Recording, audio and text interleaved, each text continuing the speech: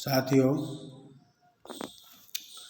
जैसा कि आपको विदित है कि हम तिलहनी फसलों के बारे में चर्चा कर रहे हैं और तिलहनी फसलें में जो वोलेटाइल ऑयल है उसके बारे में हम डिस्कशन कर रहे थे। मेरे फ़ोन में कुछ प्रॉब्लम होने की वजह से हम इनको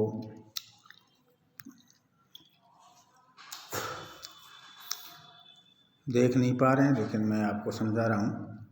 एक्सट्रैक्शन ऑफ एसेंशियल ऑयल, यानी एसेंशियल ऑयल हैं जो सगंध तेल हैं, जो वाष्पशील तेल हैं, उनको हम कैसे प्राप्त करें। तो सबसे पहली बात तो ये है कि ये तेल पौधों के पुष्पीय भागों से तो प्राप्त होता ही है, लेकिन कायिक भागों जैसे छाल, फल, बीज, इनमें भी उपस्थित होता है। पौधों में इसके निष्कर्षण की विधि तेल की मात्रा, उसकी स्थिरता पर निर्भर करती है कि हमको कौन सी विधि से इसको निकालना है। तो वाष्पशील तेलों की निष्कर्षण की मुख्यतः 3 विधियाँ हैं। नंबर 1 है आसवन यानी डिस्टिलेशन, जो आप सभी जानते हैं। आसवन में सबसे पहले वाष्पशील तेलों के निष्कर्षण के लिए हम इनको सबसे पहले हम गरम करते हैं, गरम करके वाष्प बनाते हैं। अब ये सामान्यतः इसकी भी 2 विधि हैं। नंबर 1 स्टीम डिस्टिलेशन यानी वाष्पन। ये विधि केवल तभी प्रयोग ली जा सकती है जब वाष्पशील तेल पानी में घुलनशील नहीं हो। यदि पानी में घुलनशील होंगे तो वो पानी के साथ मिल जाएंगे। ऐसे में यदि इम्मिसिबल हैं तो इनको हम इस विधि से अलग कर सकते हैं। इस विधि में गर्म पानी में के वाष्प पौधों के तेल युक्त ऊतक में डाली जाती है, जिससे वाष्पशील तेल ग्रंथियों पिघल करके और वाष्प में आ जाती हैं। तेल को फिर आसुत जल के ऊपर एक पतली परत के रूप में एकत्रित करते हैं। इसके पश्चात तेल को वाष्प संघनन के द्वारा पृथक किया जाता है। नंबर 2 है प्रवाहजी आसवन, जिसको हम कहते हैं फ्रैक्शनेशन या परिशोधन, रेक्टिफिकेशन। यदि वाष्पशील तेल जल में मिश्रणीय है यानी जल में घुलनशील है तो ऐसे में इस निष्कर्षण विधि का प्रयोग किया जाता है।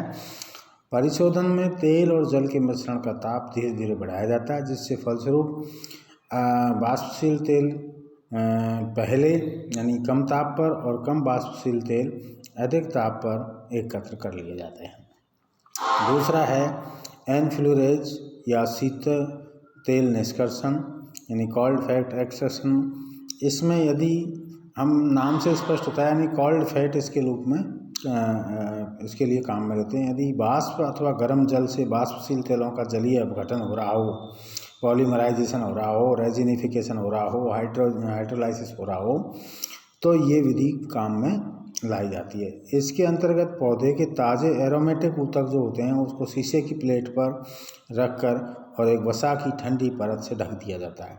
अनेक ऐसी प्लेट एक लकड़ी के फ्रेम में एक के ऊपर एक रखी जाती हैं, जिससे ऊतकों से निकलने वाला वाष्पशील तेल वसा की परत के अंदर ही एकत्रित होता रहता है। ये प्लेट लकड़ी के फ्रेम में अनेक दिनों तक रखी जाती हैं ताकि इनमें से जो वाष्पशील तेल है वो वसा की परत में अवशोषित होता रहे। अंततः जब वाष्पशील तेल से संतृप्त वसा प्राप्त कर ली जाती है तो वसा को एल्कोहल में घोल दिया जाता है। तो वसा क्या है, एल्कोहल में घुलनशील होती है और वाष्पशील तेल एल्कोहल में आ जाते हैं, क्योंकि ये घुलनशील होते हैं। अतः इस तरह से एल्कोहल को धीरे धीरे सांद्र कर लिया जाता है, जिससे उपस्थित वाष्पशील तेल की सांद्र अवस्था हमको प्राप्त हो जाती है। इसके बाद दूसरी विधि है आपकी तीसरी विधि है विलायक निष्कर्षण। विलायक निष्कर्षण में सॉल्वेंट एक्सट्रैक्शन में क्या करते हैं, ये विधि ऐसे पुष्पों से वाष्पशील तेलों के निष्कर्षण में प्रयोग ली जाती है जिनको पौधे से तोड़ लेने के बाद उनमें तेल का संश्लेषण रुक जाता है। इस विधि में पुष्पों के तोड़कर उनके कमरे के ताप पर किसी उपयुक्त विलायक में रख दिया जाता है। कुछ समय में पुष्पों में उपस्थित संपूर्ण तेल उस विलायक में मिल जाता है। विलायक को वाष्पीकृत करके और तेल प्राप्त कर लिए जाते हैं। कुछ प्रमुख वाष्पशील तेल और उनके स्रोत मैं बता रहा हूँ आपको, जैसे गुलाब इत्र है ना, ऑटो ऑफ रोज़, रोज़ का इत्र जो होता है वो रोज़ा डेमेसेना से या रोज़ा सेंटिफोलिया से प्राप्त होता है और उसका उपयोगी भाग जो है वो पुष्प है और फैमिली उसकी रोजेसी है।